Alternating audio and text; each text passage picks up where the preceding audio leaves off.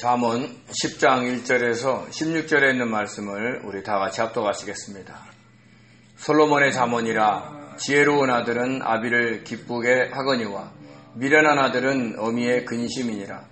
불의의 재물은 무익하여도 공의는 죽음에서 건지느니라. 여호와께서 의인의 영혼은 줄이지 않게 하시나 악인의 소욕은 물리치시느니라. 손을 게으르게 놀리는 자는 가난하게 되고 손이 부지런한 자는 부하게 되느니라. 여름에 거두는 자는 지혜로운 아들이나 추수 때에 자는 자는 부끄러움을 끼치는 아들이니라. 의인의 머리에는 복이 임하나 악인의 입은 독을 머금었느니라. 의인을 기념할 때에는 칭찬하거니와 악인의 이름은 썩게 되느니라. 마음이 지혜로운 자는 계명을 받거니와 입이 미련한 자는 멸망하리라. 바른 길로 행하는 자는 걸음이 평안하려니와 굽은 길로 행하는 자는 드러나리라. 눈짓을 하는 자는 근심을 끼치고 입이 미련한 자는 멸망하느니라. 의인의 입은 생명의 샘이라도 악인의 입은 독을 머금었느니라. 미움은 다툼을 일으켜도 사랑은 모든 허물을 가리느니라. 명철한 자의 입술에는 지혜가 있어도 지혜 없는 자의 등을 위하여는 채찍이 있느니라.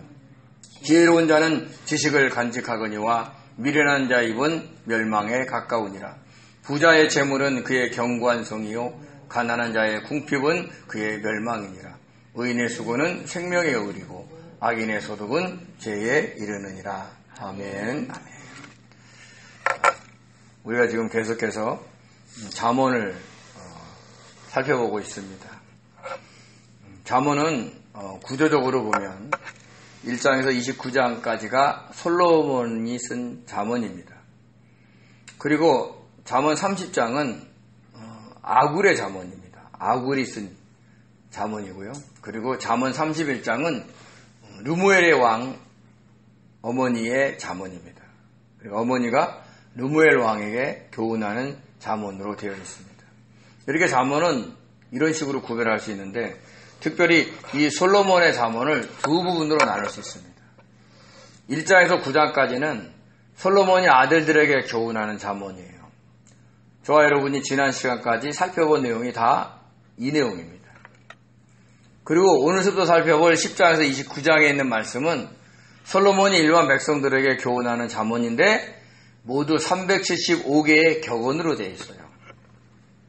그러니까 어떤 스토리가 있는 게 아니라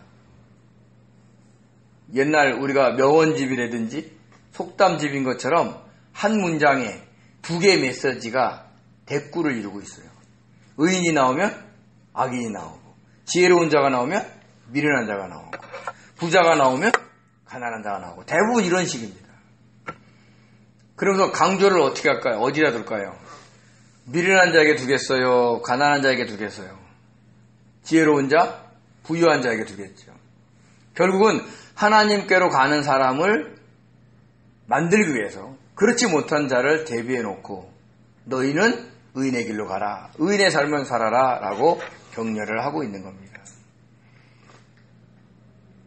그래서 이렇게 솔로몬의 잠언이라고 1장부터 9장까지 얘기할 때도 그리고 10장에서 29장에 솔로몬이 쓴 격언집이다 할 때도 꼭 등장하는 게 뭐냐면 이것이 솔로몬이 쓴 잠언이라는 얘기를 분명히 해줍니다. 1절에 이렇게 얘기하죠. 솔로몬의 잠언이라. 지혜로운 아들은 아비를 기쁘시게 하거니와 미련한 아들은 어미의 근심이니라. 그리고 우리가 잠언 1장 1절에 보면 이렇게 얘기하죠. 다윗의 아들 이스라엘 왕 솔로몬의 잠언이라. 그러니까 솔로몬의 잠언이라는 것을 얘기를 하고 앞절에서는 솔로몬 왕이 아들들에게 교훈하는 잠언으로 스토리가 있는 거고 그리고 두 번째에서는 솔로몬이 썼는데 이번에는 딱딱 떨어지게 375개의 격언으로 되어 있다라고 얘기하시면서 이 글을 시작을 하게 되는 겁니다. 지혜로운 아들은 머리가 좋고 똑똑한 아들을 말하는 게 아닙니다. 만약에 그렇다면 IQ가 떨어지는 사람, 세 자리가 안 되는 사람, 이런 사람들은 지혜롭지 않나요? 그건 불공평한 겁니다. 그리고 여기서 지혜로운 아들은 머리가 좋고 똑똑한 아들을 말하는 게 아니라 지혜이신 주님을 알고 그의 뜻에 순종하는 아들을 의미합니다.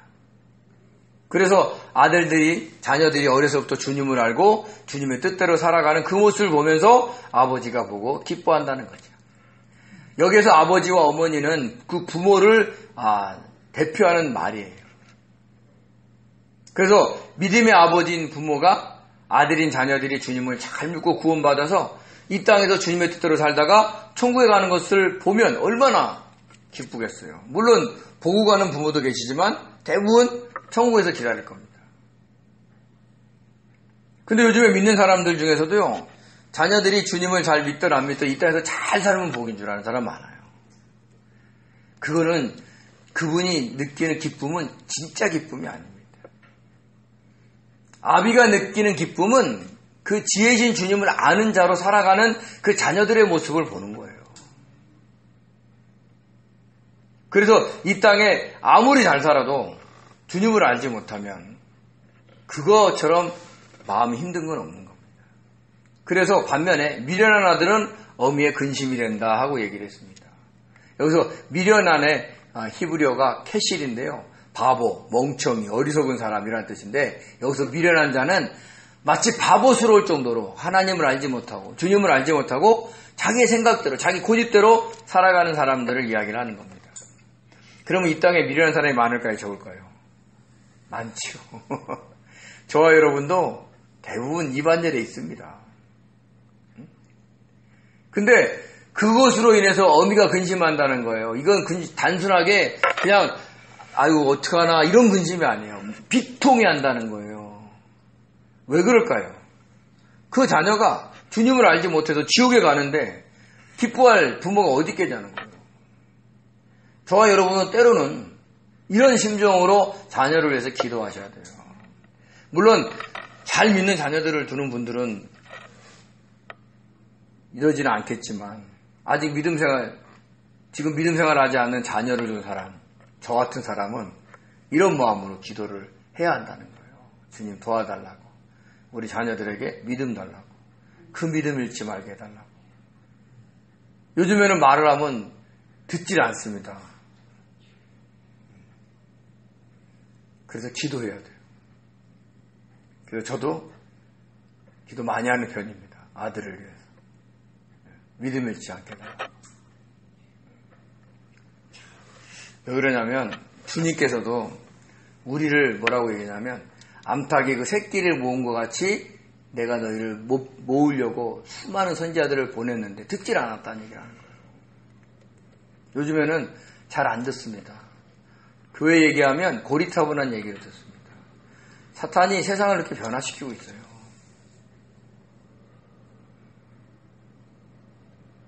요즘에 어떤 분이 그러더라고요. 설교도 책 GPT에다가 물어보면 쫙 나온대요. 그런 거는 잘 봐야 돼요. 책 GPT가 주님의 뜻을 잘 모를 수도 있어요. 문장만 가지고 꾸미는 거거든요. 그것을 세밀히 보면서 만약에 그것을 의존한다면 그걸 세밀히 보면서 정말 주님의 뜻인지를 살펴봐야 돼요. 대부분 종교가 타락한 게 뭐냐면 이 땅에서 잘 사는 것에 포커스를 맞추니까 타락이 되는 거예요. 원래 불교도 이 땅에서 잘 되는 것을 원하는 게 아니에요. 모든 종교는 이 땅에 있지 않아요. 근데 사람들이 이 땅에 잘 살기 위해서 기복적으로 믿기 때문에 변화되는 겁니다. 기독교는 이 땅에서 잘 사는 게 아니라 주님을 믿는 과정 속에서 잘 살 수도 있고 못 살 수도 있고 건강할 수도 있고 아플 수도 있는 거예요. 그걸 가지고 믿음이 좋네 나쁘네 이렇게 평가할 수는 없다는 것을 우리는 분명히 아셔야 되는 겁니다. 또한 이렇게 얘기합니다. 불의한 재물은 무익하여도 공의는 죽음에서 건지느니라. 여호와께서 의인의 영혼은 줄이지 않게 하시나 악인의 소욕은 물리치시느니라. 성경에 나와 있는 의인은 착한 사람, 선한 사람, 도덕적으로 부족함이 없는 사람, 법이 없어도 살아가는 사람이 의인이 아니에요. 지혜이신 주님의 뜻대로 순종하며 살아가는 사람이 의인이고 아무리 선하고 아무리 법이 없어도 살아갈 수 있는 착한 사람이라 할지라도 자기 고집대로 자기 뜻대로 살아가는 사람은 성경에서는 악인이에요. 우리가 그 시각을 놓치고 보니까 항상 성경에서는 좋은 사람은 의인이고 나쁜 사람은 악인인 것처럼 착각하는 거예요. 그러니까 자기가 악인이라는 생각을 하지 않아요. 왜? 성도들은 그나마 세상 사람들보다 착하게 살아가요.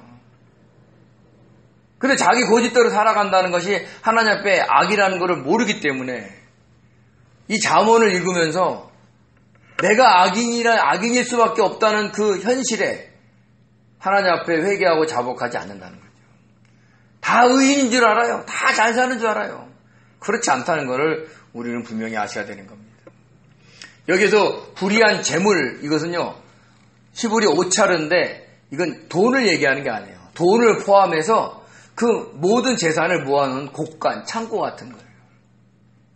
신약성경에서 주님께서 그렇죠. 내 보물을 하늘에 쌓아두라. 그때 이 보물의 헬라어가 데사우로스인데 이 히브리어 오차르하고 같은 의미를 갖고 있는 거예요. 그러니까 보물을 하늘에 쌓아두라는 것도 헌금을 많이 하라는 것도 있지만 너의 그 의로운 삶을 하늘에 쌓아두라는 얘기예요. 자랑하지 말고. 그 얘기를 하고 있는 거죠. 특별히 불의한 재물은 부정적인 방법으로 모으는 재물을 의미할 수도 있지만 자기와 자기 가족만을 위해서 모으는 재물도 여기에 포함이 된다는 거죠. 그러면 육신적으로는 좋을지 몰라도 영적으로는 아무런 유익이 없다는 거예요. 그래서 무익하다. 다른 사람을 베풀지 않고 다른 사람을 돕지 않는 부유함은요, 진정한 부유함이 아닌 거죠.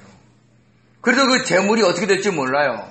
그래서 이렇게 얘기합니다. 시편 39편 6절에 진실로 각 사람은 그림자같이 다니고 헛된 일로 소란하며 재물을 쌓으나 누가 거둘지는 알지 못하나이다.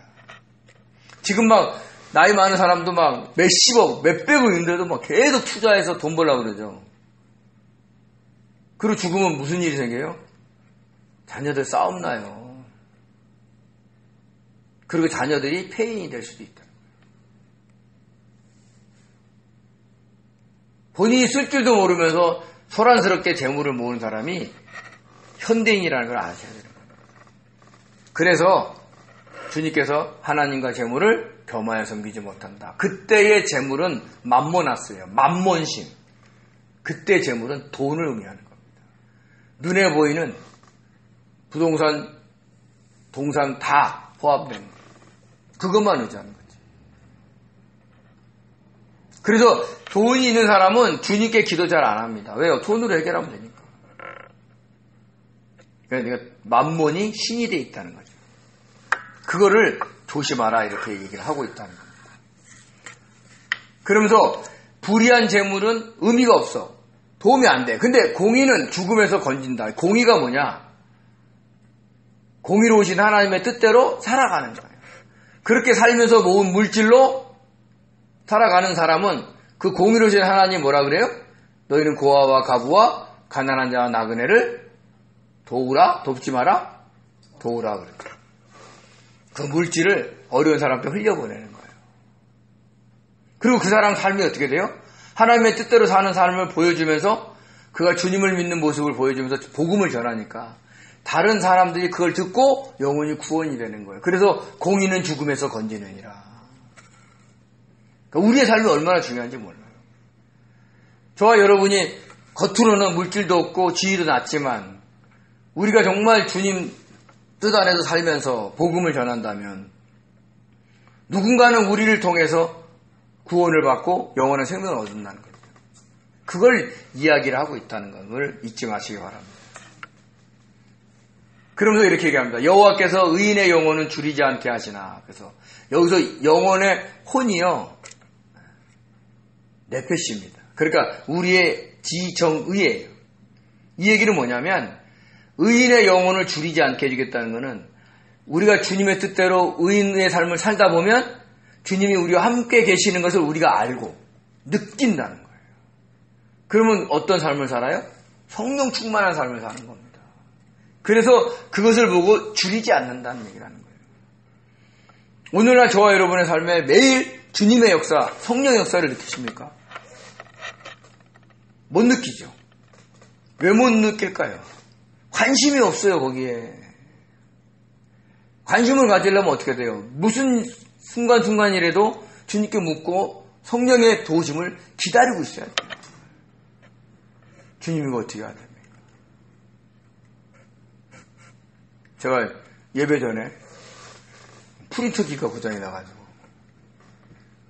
이게 말을 안 먹는 거예요. 사실 어제 프린터기가 안 좋아서 그 테크노모터 가서 고치고 왔거든요. 그래서 연결을 해놓고 이제 프린터를 하려고 했는데 안 되는 거예요. 그럼 보통 옛날 같으면 제가 막 짜증이 올라옵니다. 그때 계속 기도하는 거예요. 주님 이거 어떻게 합니까? 그렇게 주님 어떻게 합니다 물어보면서 컴퓨터 하는 사람한테도 전화해보고 그러는 거예요. 근데 방법이 없어요. 왜? 지금 내가 갈 수도 없고 올 수도 없으니까. 그래서 갑자기 주님이 지혜를 주셔서 연결된 잭을 빼가지고 다른 쪽에다 꽂으려는 마음을 주시는 거예요. 그렇게 프린팅이 돼요. 그런 경우가 있어요. 전자기기가 때로는 그렇다는 게. 근데 우리가 생각을 못하는 거예요. 그러니까 그 순간에 그렇게 할 수 있게 성령께서 역사하시는 거 보고 감사하다는 거예요. 주님 감사합니다. 그래서 제가 지금 오늘 이렇게 원고를 보고 설교를 하는 거예요. 안 그러면 또 노트북 올려놓겠을 거 아니에요. 제가 아직 이게 현대 문명에 익숙하지가 않아가지고 노트북을 이렇게 올리면서 설교가 잘 안 돼요. 이렇게 종이로 해가지고 이렇게 중요한 거 안 중요한 거 막 체크해 가면서 해야 설교를 하는 그런 스타일이기 때문에 그렇다는 거죠. 근데 그 작은 일도 막 그 과정 속에 자꾸 주님 이거 어떻게 합니까? 주님 어떻게 합니까? 막 이럴 때 막 해결될 때 기쁘죠. 해결 안 되면 그래도 감사해야 돼요. 그때 짜증내면 진다 이긴다? 지는 겁니다. 주님이 허락하지 않으신 거는 감사로 받을 줄 아셔야 되는 겁니다. 그러면서 얘기하는 겁니다. 악인의 소욕은 물리치신다 했어요. 소욕, 욕망이란 뜻이에요. 욕망. 그걸 하나님이 밀어내친다는 거예요. 허락하지 않는다는 거죠. 자기의 이익을 위해서 욕심을 내는 거는 하나님이 허락하지 않는다는 거예요. 근데 악인이 돈을 잘 벌어요, 못 벌어요? 잘 벌죠. 근데 하나님이 허락하신 것이 아니에요. 그럼 그게 어떻게 쓰일지는 아무도 모른다는 것을 우리는 아셔야 되는 겁니다. 그래서 중요한 게 뭐냐면 믿는 사람들은 열심히 살아야 돼요. 손을 게으르게 놀리는 자는 가난하게 되고 손이 부지런한 자는 부하게 되느니라. 세상 사람들도 이 얘기해요. 맞는 얘기죠. 여름에 거두는 자는 지혜로운 아들이고 추수 때 자는 자는 부끄러움을 끼치는 아들이다. 맞는 얘기입니다. 근데 우리가 여기서 알아야 될 게 뭐냐면 손을 게으르게 놀리는 자는 가난하게 되고 손이 부지런한 자는 부하게 된다 해서 무조건 막 열심히 하는 거를 얘기하는 게 아니에요. 성도의 삶은 제가 뭐라고 했어요? 능동태라고 그랬어요? 수동태라고 그랬어요? 중간태라고 그랬어요? 중간태입니다. 내가 알아서 능동적으로 일하는 것도 아니고 아무 일도 안 하고 막 가만히 있는 것도 아니에요. 중간태는 문장의 형식은 수동태예요. 그러면 누군가가 명령할 때까지 기다리는 거예요. 근데 번역은 능동태로 번역해요. 적극적으로 일했다. 그러니까 주님께서 사인이 오면 열심히 일하는 거예요. 그걸 얘기하고 있는 겁니다. 근데 주님이 사인 올 때까지는 수동적으로 기다리고 있다가 주님이 뜻이 이거구나. 그러면 최선을 다해서 일을 해야 한다는 거예요. 그게 손을 부지런히 하는 자의 마음의 자세인 겁니다. 그러니까 막 무조건 열심히 해라. 아침 새벽부터 막 저녁까지 일해라. 이런 뜻이 아니에요. 그런 사람들은 부하게 된다는 얘기를 해주고 있는 겁니다. 그래서 여름에 거두는 자. 여기서 이 여름은 추석인데 막 추수하는 때를 얘기하는 거예요. 이제 막 추수하는 때. 막 추수가 막 시작할 때. 그때 막 지혜로운 아들. 그런 사람들은 그 막 추수를 막 시작할 때 일하는 사람들은 지혜 있는 아들이라는 얘기를 하는 거예요. 왜냐하면 주님이 허락하신 걸 알고 움직이는 거거든요.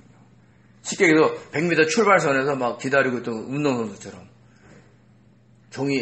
권총이 탕 쏴지면 막 뛰어가는 사람. 그렇게 사는 거예요. 오늘 할 일을 내일로 막 미루고 막 이러는 게 아니에요. 오늘 명령 떨어지면 오늘 하려고 하시는 거예요. 근데요, 추수 때 자는 자가 있어요. 여기서 잔다의 히브리어 라담은요, 깊이 잠드는 거예요. 추수가 한창인데 자면 어떻게 돼요? 일하지 않는 사람이죠. 그런 사람들은 부모를 부끄럽게 한다는 거예요.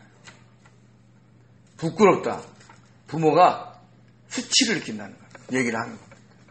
이 얘기는 뭐냐면 그렇게 추수할 때, 영적으로 추수할 게 많은데 복음을 전하지 않는 것도 추수할 때 자는 자라는 걸 아셔야 돼요.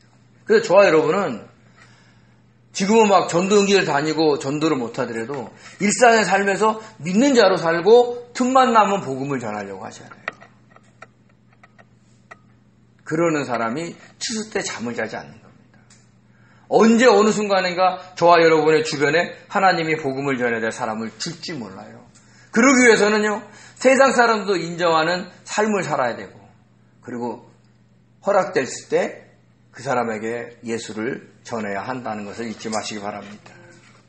그러면서 그렇게 살면 의인의 머리에는 복이 임하나 악인의 입은 독을 머금었다, 이렇게 얘기를 합니다. 의인이 아까 뭐라고 그랬어요? 도덕적으로 착한 사람이다, 아니다? 아니다. 하나님의 뜻대로, 의로우신 하나님의 뜻대로 사는 사람이다. 그런 사람들의 머리에 복이 임해요. 머리에 복이 임해요. 제가 요새 머리가 많이 빠지거든요. 복이 임해야 돼요, 요새. 안 그러면 저도 이게 막 조명이 막 비칠 수도 있는 시기가 올지도 몰라요.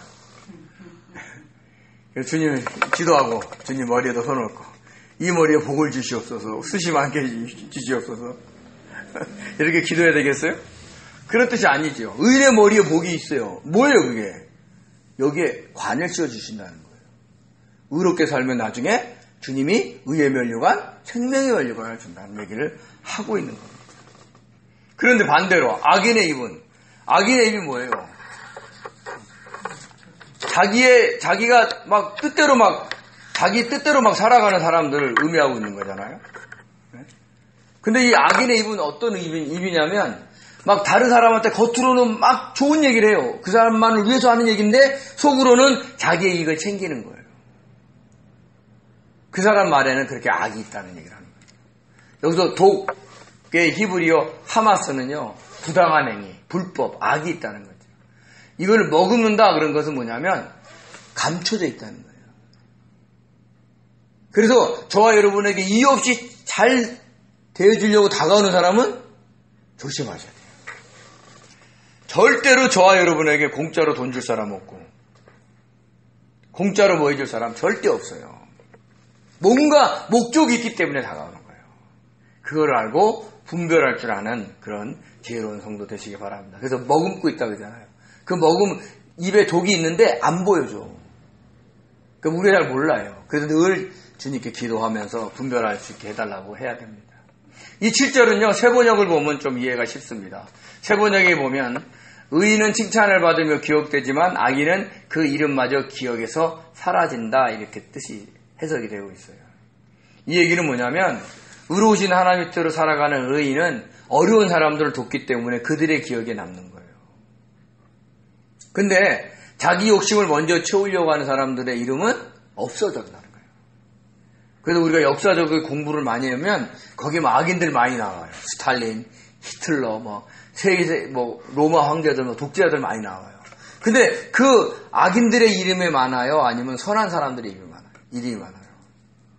선한 사람의 이름들이 많아요. 우리나라 일제에서 보면, 그 독립의 역사에서 보면, 우리가 안중근, 그다음에 안창호, 윤봉길, 이런 사람들은 기억이 되는데, 거기에 상대적으로 기억이 되는 일본 사람들 이름은 잘 모르잖아요. 그런 것처럼, 그 의인들의 이름은 기억되는데, 그것도 사람에게 기억되는 것 뿐만 아니라, 하나님께도 기억된다는 것을 우리는 아셔야 된다는 걸 잊지 마시기 바랍니다. 그리고 이렇게 얘기합니다. 마음이 지혜로운 자는 계명을 받거니와 입이 미련한 자는 멸망하리라, 이렇게 얘기를 했습니다. 마음이 지혜로운 사람은 뭐냐면 마음에 지혜신 주님을 품고 사는 사람이에요. 그래서 주님이 계명을 주면 얼른 받아서 순종합니다. 그 계명이 지키기가 힘들지 않다. 근데 주님이 없는 자, 주님을 품지 않는 사람들은 어떻게 해요? 그 계명이 나하고 이익에 관계없으면 싫어지는 거예요. 저와 여러분은 마음이 지혜로운 사람 되시기 바랍니다. 늘 마음에 지혜이신 주님을 품고 사는 사람 되시기 바랍니다. 그런데 입이 미련하다. 이 입이 미련한 사람들은 어떻게 돼요? 여기서 이 미련하다는 것은 어리석은 거예요. 어리석다는 건 뭐예요? 아까도 지혜신 주님이 없이 자기 뜻대로 살아가는 사람들이에요. 그런 사람들은 멸망한다 해서 이 멸망에 휘둘려 라바트는요 넘어지다, 곤두박질치다 이렇게 돼요. 그러니까 자기의 말만 하는 사람들은 결국 넘어지는 거예요. 우리가 보면 세상 사람들 중에서 막 자기를 자랑하고 자기 얘기만 하는 사람들 있죠. 그런 사람들이 정말 좋은 사람 별로 없어요. 다 허풍쟁이, 그리고 대부분 사기꾼들이 많습니다. 그것을 우리가 인식하고 있어야 됩니다. 그리고 바른 길로 행하는 자는 걸음이 평안한다. 그리고 굽은 길을 행하는 자는 드러난다. 이렇게 얘기를 했는데요. 바른 길이 뭐냐면 우리가 예수 그리스도를 믿을 때 그 마음에 시온의 대로가 열려있죠. 그 대로대로, 즉 주님의 뜻대로 살아가는 사람들은 그 발걸음에 평강이 임한다는 거예요. 굽은 길은 뭐예요? 나쁜 길을 걸어간다는 얘기도 되지만 자기 뜻대로 막 자기 고집대로 행하는 사람들은 결국 어떻게 돼요? 드러난다는 거죠. 그래서 시편 84편 5절에 보면 주께 힘을 얻고 그 마음에 시온의 대로가 있는 자는 복이 있다. 여기서 드러나다라는 거는요, 알다, 이해하다라는 뜻인데 자기 뜻대로 행하는 사람은 결국 주변 사람들이 그 사람이 자기의 욕망을 져 살아간다는 것을 안다는 얘기를 하는 거예요. 아무리 포장해도, 자기는 선한 사람이고 좋은 사람이고 포장해도 나중에는 다 자기를 위해서 했구나를 다 알게 돼요. 요즘 정치인들이 그렇잖아요. 뉴스 보면 참 인간이 참 그렇게 허무할 수가 없어요. 근데 그걸 다 알게 해주시는 거예요. 부끄럽게 해주겠다는 얘기를 해주고 있는 겁니다. 그걸 저와 여러분도 아셔야 된다는 걸 하는 겁니다. 그리고 이렇게 얘기합니다. 눈짓하는 자는 근심을 끼치고 입이 미련한 자는 멸망한다. 이렇게 얘기해요. 눈짓하다. 이 눈짓하다는요, 눈을 가늘게 뜬다는 얘기를 해요. 그런 사람들은 근심을 끼쳐 다른 사람들에게 고통을 준다는 얘기를 하는 겁니다.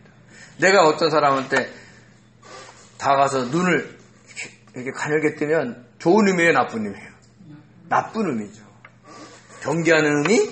아니면 내가 쟤를 어떻게 곤란하게 만들어야지. 이럴 때 눈을 그렇게 뜨지. 선하게 뜨지 않죠. 물론 선하게 뜨고 엉뚱한 짓 하는 사람들도 있긴 해요. 근데 대부분 이게 눈이 가늘게 뜬다는 거는 뭔가 저 사람한테 해를 끼치려는 의도가 있다. 결국 고통을 준다는 얘기를 하는 겁니다. 그래서 저와 여러분이 주변의 눈을 가늘게 뜬 사람들을 보면 조심하시기 바랍니다. 근데 태생적으로 눈이 가는 사람은 그런 사람이 아니에요. 이 가늘다 할 때 이 눈 전체 분위기가 있어요. 째려보는지 의도가 나쁜지 다 알아요. 그런 사람들을 우리가 조심을 해야 된다는 거죠. 그래서 입이 미련한 사람, 이런 사람들은 뭐냐면 아까도 얘기했지만 바보스러울 정도로 막 자기 뜻과 생각만 계속 얘기하는 사람들이에요. 그러면 어떻게 돼요? 주변에 사람들이 있을까요, 없을까요? 없어요. 결국 그 사람은요, 멸망하게 된다 하고 얘기를 하고 있는 거예요. 그리고 또 보세요. 의인의 입은 생명의 샘이라도 악인의 입은 독을 머금었느니라. 이렇게 얘기를 합니다. 의인의 입. 늘 말씀드리지만 지혜신 주님의 뜻을 알고 성령의 도우심 속에, 역사 속에, 조명하심 속에 말하는 사람은 상대방에게 복음을 주고 생명을 줄 줄 알아요. 또 조언을 해도 그 사람에게 그 안 좋은 환경에서 벗어날 수 있도록 정말 마음을 다해서 하는 조언을 주거든요. 근데 생명의 샘이에요. 그게 뭐예요? 샘이 한 번만 물 나오나요? 계속 나오죠. 그러니까 의인은 계속 남을 살리는, 그러니까 물질로 도울 수도 있지만 그 사람의 영혼을 살리는 역할을 해야 돼요. 뭘로? 입으로. 그 입으로 막 얘기하려면 어떻게 돼요? 그 입에 권세가 있으려면 삶이 잘 살아야 돼요. 의인의 삶을 사셔야 된다. 근데 반대로 악인의 입은 어떻게 돼요?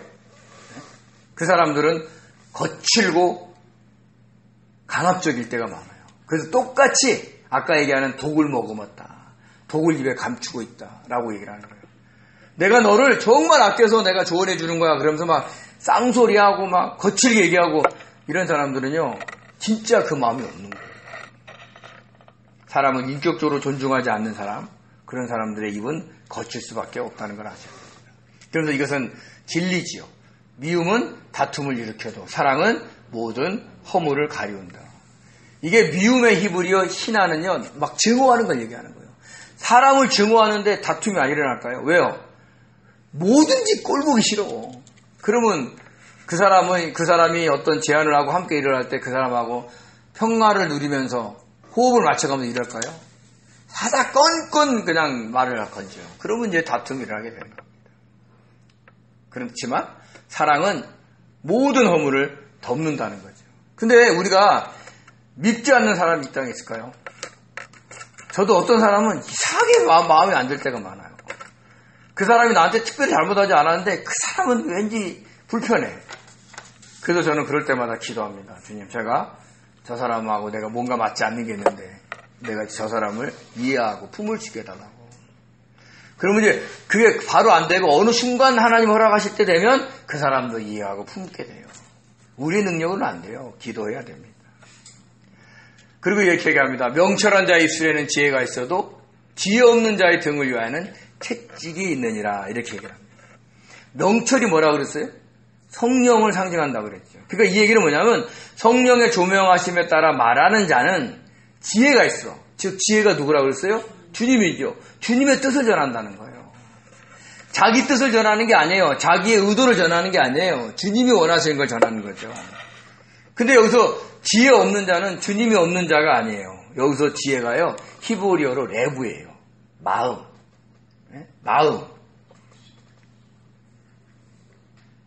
그래서 성령의 조명하심 따라 말하려는 마음이 없는 자는 등에 채찍을 한다는 거죠. 때로는 이것을 어떻게 얘기하냐면 이런 사람들.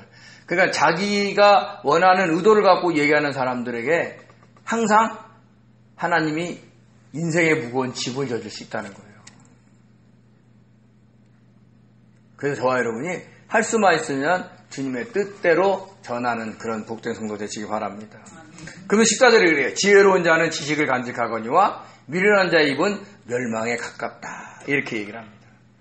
지혜이신 주님을 아는 자는 여호와를 아는 지식을 간직해요. 주님이 이렇게 역사하셨구나. 나는 이렇게 돕는구나. 이런 거를 늘 영적인 지식을 쌓아둔다는 거예요. 근데 미련한 자의 입은 어떻게 됩니까? 네? 자기 뜻대로만 막 얘기하다 보니까 결국에는 멸망에 이르게 된다는 것을 우리는 잊지 마시기 바랍니다. 그 오늘 본문의 마지막에 15, 16절에 이렇게 얘기합니다. 부자의 재물은 그의 견고한 성이요 가난한 자의 궁핍은 그의 멸망이니라. 앞에 얘기했던 불의한 재물을 얘기할 때는 불의한 걸 얘기하는데 여기 본문에서 얘기하는 이 부자는요 그런 부자가 아니에요. 이 부자는 주님과 동행하는 순간이 많은 사람들, 즉 부유한 자를 얘기하는 거예요. 그런 사람들 재물, 그 부유함으로 인해서 얻게 되는 그런 재물은 결국 영적으로 견고한 성이 된다는 거예요. 이건 현실적으로 돈을 많이 버는 사람을 의미할 수도 있지만 늘 주님과 성령의 역사가 충만함을 갖고 있는 사람들은 사탄의 미혹을 받지 않기 때문에 그런 부유함이 견고한 성이 돼서 사탄의 공격을 막아준다는 거예요. 사탄은 어떤 존재예요? 늘 우는 사자처럼 우리를 넘어뜨리려고 하는 거예요. 그런 데서 건져준다는 것을 얘기를 하고 있다는 거죠. 근데 여기서 가난한 자의 궁핍은 뭐예요? 지혜이신 주님과 동행하는 삶이 거의 없는 사람을 얘기하는 거예요. 그러니까 주님의 역사를 경험해보지 않는 사람들이에요. 이런 사람들의 궁핍. 그러니까 점점 주님과의 만남이 없는 사람들. 이런 사람들은 궁핍해져서 결국은 어떻게 돼요? 멸망에 이른다는 얘기를 하는 거예요. 회망에 이른다는 얘기를 해주고 있다는 겁니다. 그리고 이제 16절에 이렇게 얘기합니다. 의인의 수고는 생명의 의리고 악인의 소득은 죄에 이르느니라. 여기서 의인의 수고가요. 보수를 얘기해요. 어떤 일한 대가를 얘기를 해주는 거예요.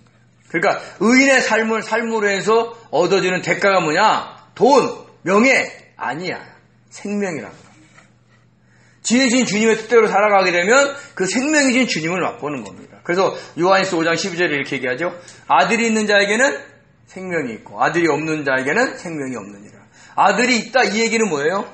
내가 주님을 믿는다 안 믿는다? 그게 아니에요. 주님을 믿되 늘 주님과 함께 있으려고 애쓰는 사람, 주님의 뜻을 물어보는 사람들에게 생명이 있는 거예요. 주님을 믿는다고 하면서 자기 뜻대로 살아가는 사람들이 하나님의 아들이 없는 자일 수 있다는 얘기를 해주고 있는 겁니다. 그러면서 악인의 소득은 결국 죄밖에 없다는 얘기를 해주고 있어요. 그래서 이렇게 오늘 본문 보면 의인의 삶이 뭐고 악인의 삶이 뭔데 그 결국은 어떻게 돼요? 생명이냐 해망이냐는 거죠. 재물을 얻어도 불의한 재물을 얻느냐 아니면 주님과 동행함으로 해서 그 부유함을 얻느냐 그 차이가 있는 거예요. 그러면서 결국 저와 여러분은 생명의 셈이 돼야 돼요. 그래서 저와 여러분이 의인의 삶을 살아서 즉 지혜진 주님의 뜻을 묻고 명철인 성령의 인도하심 조명하심대로 살아감으로 인해서 사람들한테 본이 되고 그런 사람들한테 예수 그리스도를 전함으로 십자가의 복음을 전함으로 그 사람들을 살리는 그 생명의 셈이 되셔야 된다는 얘기를 오늘 본문에서 강조를 하고 있는 겁니다. 그래서 저와 여러분이 의인의 삶을 사시겠습니까? 악인의 삶을 사시겠습니까? 생명의 셈이 되시겠습니까? 저와 여러분이 자문해 보시고 힘들고 어려운 삶 속에서도 우리가 얼마든지 의인의 삶을 살 수 있다는 것을 잊지 마시기 바랍니다. 돈이 있어야 지위가 있어야 권력이 있어야 의인의 삶을 사는 게 아닙니다. 저와 여러분이 지금의 삶에도 의인의 삶을 살 수 있다는 걸 아시고 의인의 삶을 사모하면서 걸어가는 복된 성도 되시기를 예수님의 이름으로 축원드립니다. 기도하겠습니다. 은혜로우신 하나님 감사를 드립니다. 저희들을 사랑하셔서 늘 지혜신 주님의 뜻을 알고 명철인 성령님의 아버지 조명하심 속에 살게 하여 주시옵소서. 아버지 우리는 미련한 자입니다. 언제든지 미련할 수 있습니다. 언제든지 지혜이신 주님 없이 살아갈 수밖에 없는 자입니다. 아버지 하나님 저희들을 불쌍히 여겨주셔서 무슨 일을 하든지 간에 지혜이신 주님의 뜻을 묻고 주님과 늘 동행함으로 영적으로 부유한 자가 되어서 아버지 다른 사람의 생명을 살리는 생명의 셈이 될 수 있도록 은혜를 베풀어 주옵소서. 감사하며 예수님의 이름으로 기도드립니다. 아멘.